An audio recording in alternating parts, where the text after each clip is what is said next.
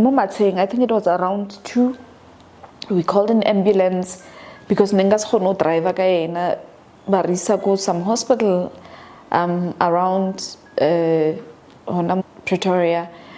When we got there, they stabilized him, but we can't help him.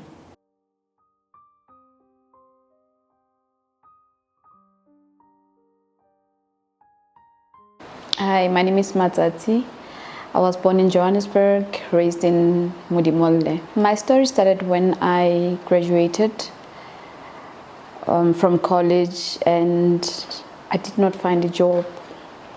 I was always so stressed and always sleeping on the couch, and one day I got a job. I moved from Soshanguve to Mudimole and I started working there. A few months later, I met a guy. A few months later, I was pregnant. Otsile. Otsile was a fun child. He was a happy child. He was so loving, so sweet, so humble, so bubbly. He was just a perfect child. A few years later, we moved to Polokwane. We stayed there for, I think, a year. Otsile was fine. He was going to daycare. There was no signs of him being sick or anything like that. He was always jumping all over the place. We moved again from Polokwane to Mukopane. He went to attend grade RR. Still, he was fine. Still, he was a bubbly child. He would watch his cartoons when he comes back from school, go outside and play with his friends. Every time when I'm in the house, he would come and check on me. Mama, are you fine? And he would go and play. 5 minutes later, he would come back. Mama, oh sharp, and then he would say, I love you, Mama. I love you, Fana. And so and go back to play with his friends.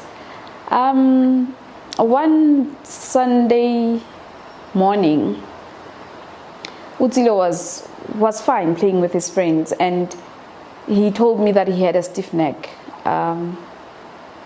I told him if I should take him to the doctor. He said, no, Mama. I gave him Panados and he was fine. During the week, I was at work. He went to school. After school, he went to his grandmother's place. They called me from work saying that Otsile has a headache. Asked them to take him to the doctor. The doctor gave him some meds and then he went back home. When I came back from work, Otsile was fine. During the same week, he fell, but I didn't get to see that. I didn't even know that he fell. But a few days later, Otsile was limping.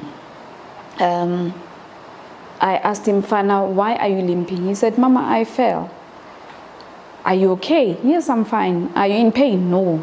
Should I take you to the doctor? No, Mama, I'm fine. To the hospital? Mama, Gishap. Okay, Otsile was fine. That Friday, for some reason, I wanted to go home to see my mom, Soshanguve. It was me, my brother, my older brother, Mpo, and my older sister, Linda. My younger brother, Jerry. We all went home to Soshanguve. When we got home, everything was fine. Otsile was fine. He was playing with his cousins like a normal child. Doesn't even look like he was sick. The next day, it was on a Saturday, on the 4th of August, Otsile's speech started to change. I noticed that there was something wrong with his speech. And my older brother also noticed that there was something wrong with his speech. It was later that night. Still asked him, Fana, are you okay? He said, Mama, I'm fine. But something in me just told me something is terribly wrong. The next morning, he was still not okay. The speech was just off, and his eyes started to turn. And I asked him, Fana, why are you doing that with your eyes? He said, so I thought maybe he's playing with his eyes. But the speech, I was just uncomfortable with his speech. I called the doctor. I was very uncomfortable. I started being sad for some reason. Started crying. I called his pediatrician, Polokwane. And he said I must bring him. I was in Pretoria, forgetting that there was a whole lot of specialists here. I could just go to any hospital and find help, but I just wanted to go to Polokwane. We drove with my younger brother because I was crying, and then my mom said, "Ukase drive ulla so Tamaya your younger brother." We drove, went to pick up my fiance at the time, and then we went to the hospital. When we got there, Bamochega, he was playing. Anamela di wheelchair, Anamela me pueto up and down. He didn't even see anything wrong. They took him to a CT scan. Still playing. When the doctor came out with the results, when I looked at him, I just felt something in me. Something told me things are about to go down. Everything is just wrong. I could see it in his eyes, and he sat us down. Otsile was still sitting on the wheelchair. He was saying, "Mama, mzedi picture, little did he know that he was really sick."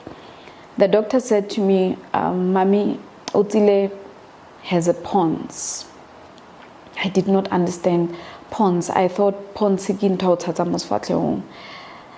And I said to him, "Could you please explain to me in layman's terms?" He said, "Let me call another doctor." He was communicating with some doctor. I heard them saying pons, brainstem. And he said, "Your child has a tumor." Still, I did not understand, but I went crazy. What he said after that, I still can't remember. I left them there. I went out of the rooms. I went out of the building. I ran. I don't remember where did I go, but it was around the hospital. I kept running. I felt like I was gonna go crazy. And as I was running, I remember that my brother is here. I was crying hysterically. I went to the car. I called my brother and said, "Otsile is dying." He had left with his friends. They were not too far from where we were. He came back and he came to me. He held me so tight. He held me for the longest time. And we went back, and my son and his dad to fetch them in the hospital. They said we must bring Otsile back the next day.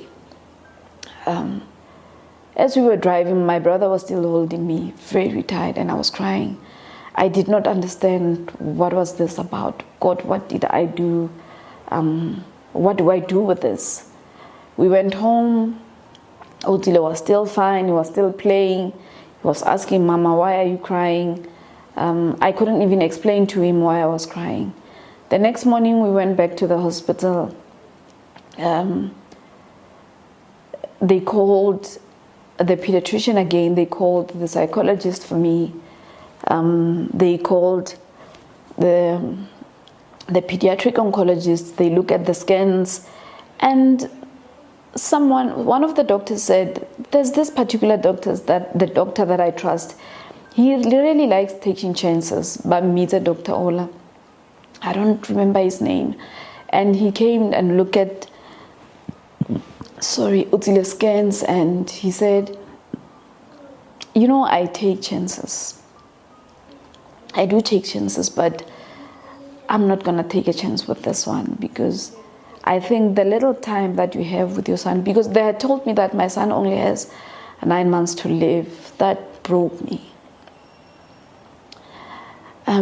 I think that the little time that you have with your son, it's the most precious. Let's not tamper with that. But rather, I could do a biopsy just to see how far gone the tumor is. And I asked him a question. I said to him, "Is the biopsy gonna make any difference?" He said, "No." "Is he gonna extend his life?" He said, "No." I asked, "Is it gonna change his treatment?" He said, "No. But one thing I can tell you is that I might do a biopsy, but he might not come back from the table." I said, "Nah. I'd rather have this moment with my son, rather spend this moment that I have with him and make use of them, love him, be with him, take care of him. And from that day, from that moment, even though I was crying, even though I did not understand, I took a decision that I'm gonna take the fact that I was told that my son is dying and put it at the back of my mind so that I'm able to love and take care of my son. Because if I concentrate on him being sick, I was gonna be sick, and who was gonna take care of him? During that day, my older sister Linda came, my older brother came. Everyone was just in pain. My brother-in-law Upa was there, and he was playing on the floor. You know, like everything is fine. It was the saddest moment of my life. I couldn't understand. I couldn't put to pieces why am I going through this. And at some point he said to me after my family had left, he said, "Mama, Kereyes fana, hare rubala nyana, rest," because I'm sure he could see that I'm not okay. I said, "No. When I go not something rest and I'm fine." He was playing like I would rush. He's not even supposed to be. We took videos, we would sing together, and I think the following week he was on radiation. Otsile was on radiation for 6 weeks. Every single day I would see my son in those machines, and every day something would change with him.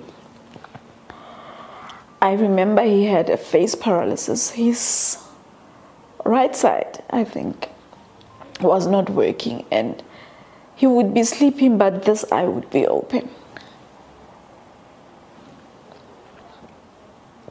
And we were in and out of the hospital. We would be just discharged maybe for 3 days, for 2 days, 4 days, maybe a week, and back in the hospital. He would relapse. He would all of a sudden. And during that time, when he was doing radiation, I remember there were 5 isolation rooms. We used all those 5 isolation rooms because we were so in and out of the hospital. I remember one time when we were there, I couldn't even eat. I tried to eat most days just to have matlanyana or ke kgone mo tlhokomela. And I remember this one time my brother was in Polokwane. He had brought me some food to eat. My older brother. I think that was the first time he saw Otsile when he couldn't walk. I was holding him like this and taking him to the toilet to help him poop. It was such a struggle for him to poo and pee. And my older brother just looked at him and he cried.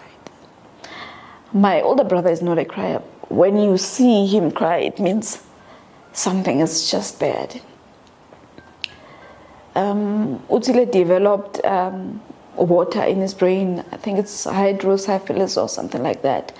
And because my support system was in Pretoria and the doctor was supposed to do a VP shunt for him, it's a pipe that goes from the brain to the bladder, was not there. They said he needs to do that immediately. They said, "Mommy, can we transfer you to Pretoria?" I agreed because my mom was there, my brother was there, my sisters were there. Everybody that I needed to support me was there. We were transferred to Life Eugene Marais in Pretoria. When I got there, you know, we say that nurses are bad, but when I got to the hospital, I got the most beautiful welcome. The nurses were my family, the doctors were my family.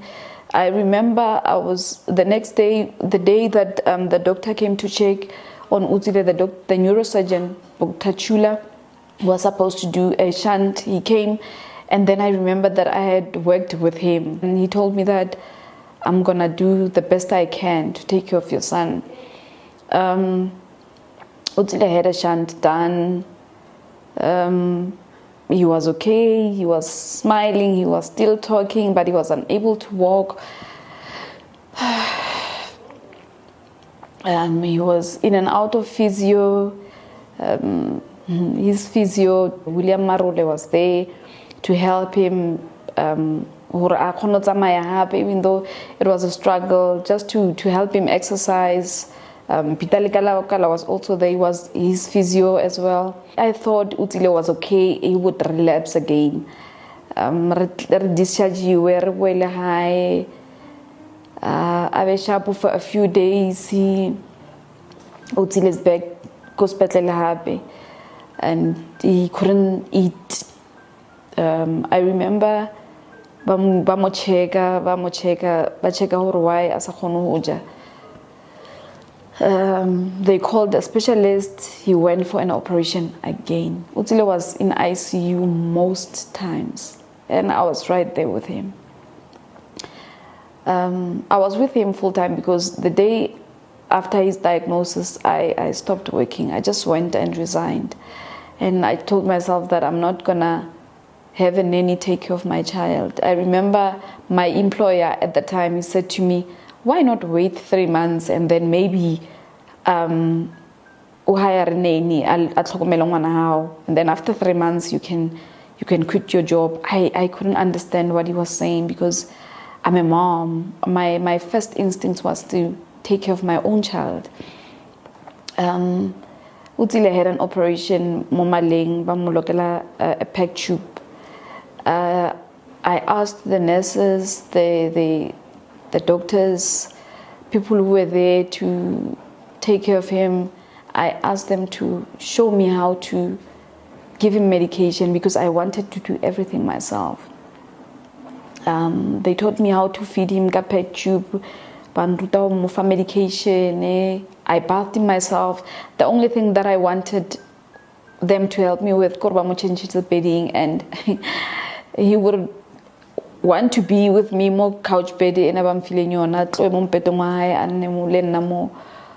more couching, and we would sing gospel. I used to love singing Lion of Judah. We have a video. I still have that video. I can't even look at it. I don't remember the last time I saw it. I think the last time I saw that video was the day I took it with him. We were singing Lion of Judah.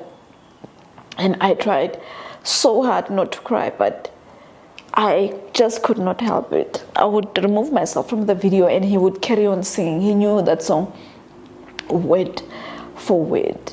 I remember when he was in the ICU, I would go to Pete's to go take a shower. And I would take my iPad with. I would listen to gospel songs. I would pray.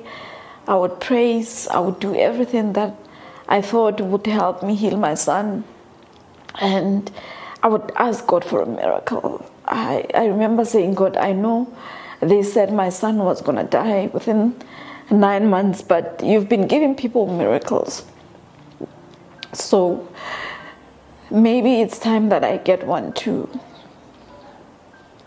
And I thought Otsile, I had hoped that Otsile would be fine. He would be that miracle baby out of I don't know how many that would pull through, because DIPG, it's inoperable. It's cancer that is located in the brainstem. It's inoperable. It's incurable. When they tell you that your son or your daughter is DIPG, you just know that the next words will be, your son is not gonna live long. So I was hoping for that miracle. I remember he was discharged at some point. We were at home. Before then, before we were even transferred, I remember we came to visit Mama. And I think it was around 2. We called an ambulance because Nengas no driver kaena barisa go some hospital around Pretoria. When we got there, they stabilized him. But we can't help him. Rather, you take him back to where he gets help from. I was broken, I was distraught. I remember calling my brother Kuni to come and fetch us. Like, my son was sick. Really more when we were transferred here, Papa Hai bought us a car. I remember Papa Hai Armoina Are, I bought you and Mama a car. There would be days where he speaks and days where he couldn't speak, and that day he was so happy, he was so happy. Nalena, we had developed sign language because he didn't really speak a lot, and he was so happy that Daddy bought us a car. He wanted to go see the car, so he couldn't because Otsile was not okay. I think around December, Gadi 9, I prayed. I said, God, Otsile will be there on the 24th of December. I know I pray and I know I ask you for a lot of things regarding Otsile, but if you can do this one thing for me. If Otsile aka spend his birthday with us as a family, his brother, Mama, and his cousins, and my nieces and nephews, I would be so happy. Otsile was discharged around that time and referred, I think, 2 weeks. Alright, even though he couldn't speak sometimes, he was struggling, he was bedridden, he couldn't walk, he couldn't use his other hand, and when he tries to communicate with you, also understand, he would be so frustrated. So I would just lean in, try to understand what he's trying to say to me. And eventually I would understand, or his birthday came, we bought him a cake. Christmas. He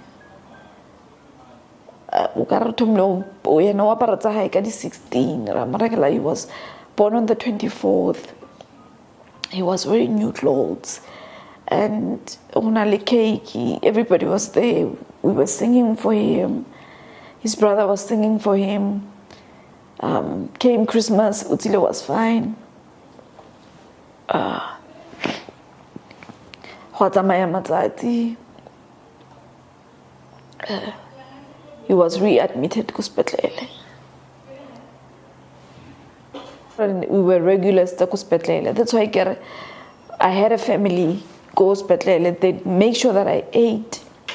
Dietitian Teddy would make sure that I ate, because niggas na appetite most of the time, but because they wanted me to have the energy, everything hospital. They would bring me food.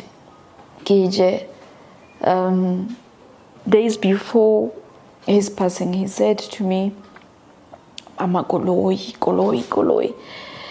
Nanya ko bona koloi." But because he was so sick, he couldn't go and see the car.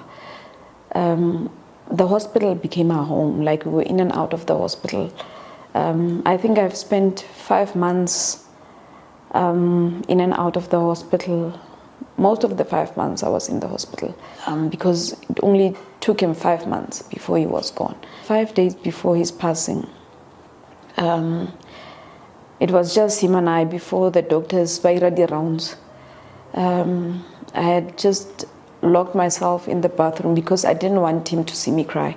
I tried my best to keep it straight, not to cry in front of him, because I didn't want to stress him out. He was already sick and he didn't need to see mommy cry. So I would lock myself in the bathroom or the shower and cry. And when I got out of the bathroom, meeting, I would make sure that I remove all the tears and then get try a week or give a right or mommy was crying. But that day, even though I woke up and still cried, there was just something about that day. And he didn't want to go to his bed. He was sitting with me, couching, like I was holding him like this. And I remember Nola Uyalalela. And that song, even today, just has a way of just making me sad or relieve the days that I've seen my son so sick. And surprisingly enough, people would say, Otsile o Otsile, but now I couldn't even see that. I just saw my son, how he was. I didn't even want to see the changes in him. Ke motsere ka mokgo ke mmeleheng ka teng and ka mokgo na leng active ka teng. Even though there were changes, but I didn't want to treat him like he was sick. You know, ke tla mo irela di jokes, he would sing, and he had songs tse na di rata. Oh, Vusinova Tandiwe, Unati, Nomvula. There's this 04547. Yeah, 047 song. I forgot the name. And Naditi, Naditi, like word for word. But that day I was playing that song. I was crying. I was holding him and I was crying. And his physio dietitian, they came and they saw me crying. Mara na samponi because neke mo tshwaretse mo pele re lebeletse kwa bo botlhe. And I just couldn't keep it in that day. I did not understand what was happening. Actually, I wanted to be strong for him, and I used to think, or during that time, neke le strong nyana. But that day was just something else. I cried. Dietitian one of the nurses, Sister Lindy, I remember her name. She went with me to one of the isolation rooms and she prayed for me. But because I just wanted him, I wanted her to finish praying.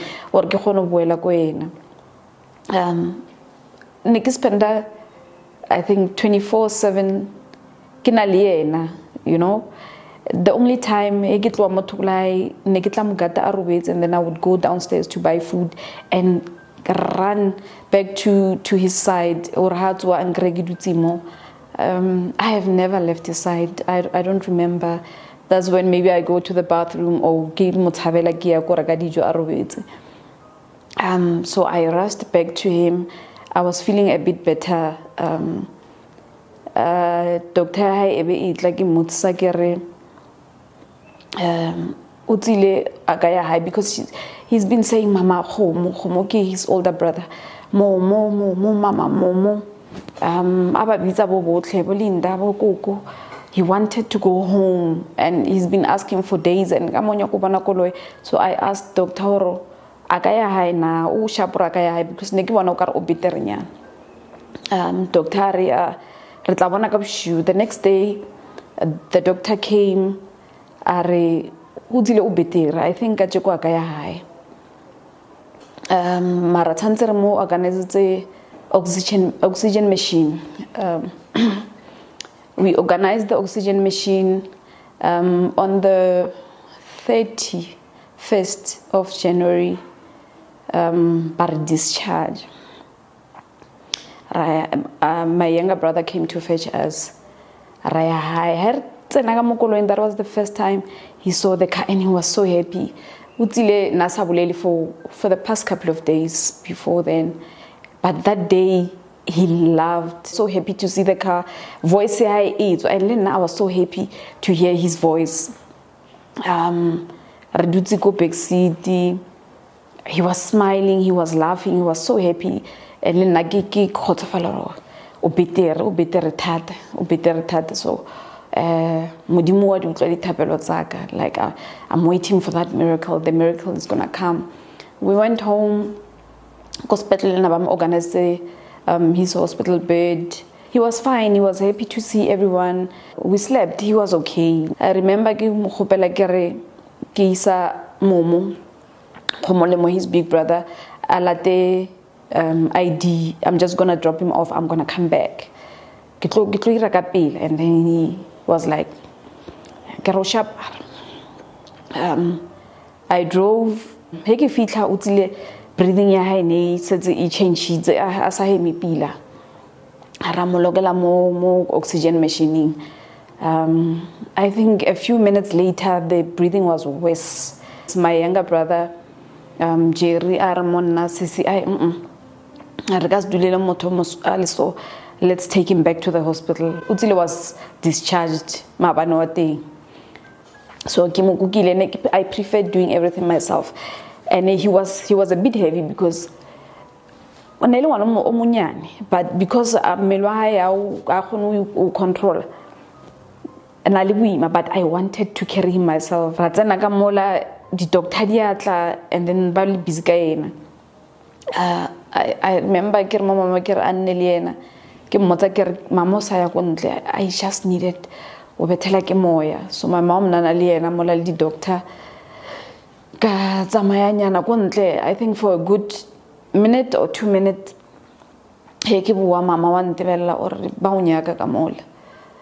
and I got scared. I was so terrified. He was looking at me. He was always happy to see me, you know. Dr. Amfa form or I think it was a DNR. Please come and see. Otsile is not well.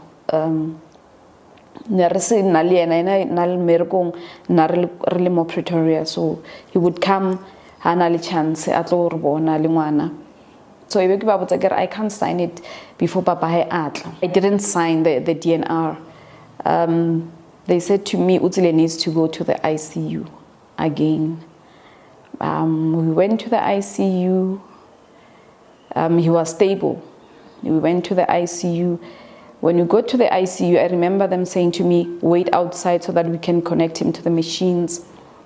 When they took him inside, I think it was a few seconds after that, and then I was called, your son is gone. I ran back. I was hysterical. I was crying. I remember I had a bag and my phones and my keys in my hand. Everything just fell on the floor. I was crying. I was on the floor. My mom just stood there and started praying for him again.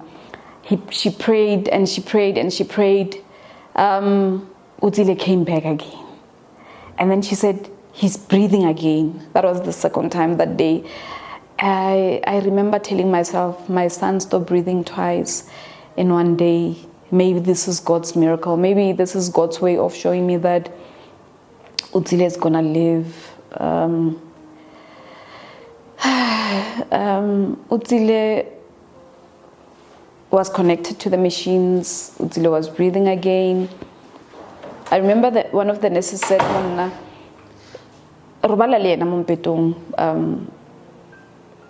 just hold him. And I did just that. I was holding him, but because I felt like he couldn't breathe properly, I said to him, Fana, let me sit on the chair and then I'll just hold your hands.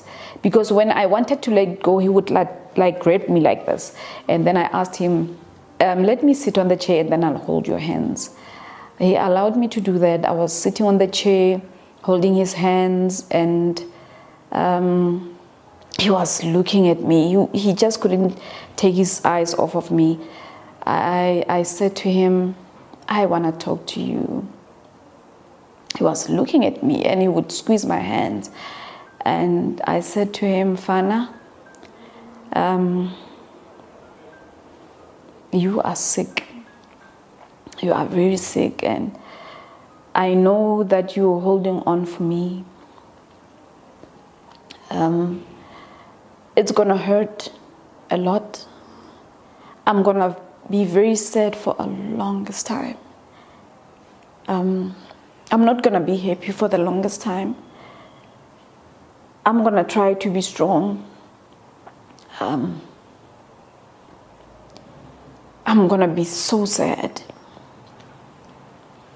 But if you feel that you're tired and can't hold on any longer, because I know that you're holding on just for me, I'm gonna miss you every day, and I'm gonna miss our sing-alongs, our pictures, our photo shoots. But if you feel like you want to let go, it's okay for you to let go. And I remember one of the nurses, Armona, she said to me, "Mautai Atona," his feet were very cold, icy cold, and we looked for his Vaseline in his bag. We couldn't find one. I rushed to the pharmacy to go buy Vaseline. As I was talking to him, he was just looking at me. I was telling him that I was not going to be okay. We rubbed Vaseline on his feet because he was so cold. So cold. Few moments after that, he started vomiting. One of the nurses was there. I wanted to clean him myself. I was cleaning him. She was also helping out. When we were done cleaning him, the nurse wanted to remove the t-shirt that he was wearing. Because he was attached to these machines and tubes and whatever, she needed to remove some of the tubes. Otsile stopped breathing again. Still looking at me. He was just looking at me. And I remember I was looking at the machines. I could feel that my son is going. When the machine started counting down, it was counting down. I don't remember what was happening in my mind at that time. I was just staring at him, staring at the machine. He was looking at me. I remember when his dad came in. When he came through the door, Otsile took his last breath. At that time, Otsile was gone. I remember looking at Otsile and him closing his eyes. I was closing his mouth and I was crying. His dad was crying.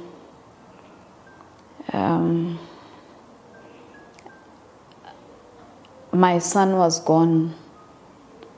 The Otsile that I gave birth to was gone. The son that I loved with all my heart was no more. I remember they took all these things that was on him, connecting him to the machine.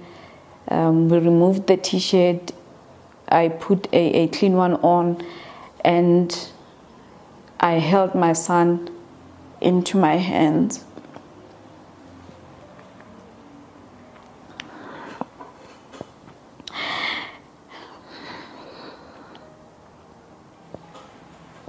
His lifeless body was in my hands, and the nurses wanted to take him and put him on the bed, but I refused. I couldn't let go of him. I remember I was doing like this, holding his lifeless body in my hands, and I was crying. I was not talking to anyone. I was just looking at him. I remember his mouth was open. I was trying to close the mouth. The nurses wanted to help, but I couldn't.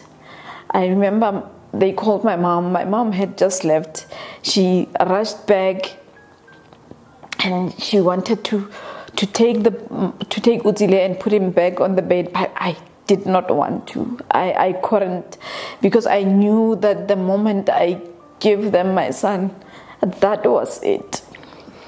I will never get to hold him again. I will never get to see him again.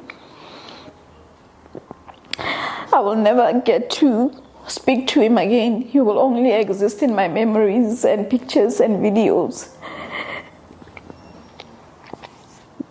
I held on him for a good 30 minutes. I remember, I don't know how the word got around so quickly, because everybody in the hospital just loved him so much. All the nurses from PEDS and ICU, they came to look at him, to pay their last respect. Everybody was just crying. His dietitian came, he was also crying. His physio came, because I remember calling his physio, telling him that he needs to be suctioned because there was just something wrong here. He came. When he got there, Otsile was already gone. That was the end of my journey with Otsile. After that, we buried him, and the journey was just so hard. I tried to hold on. I tried to be strong.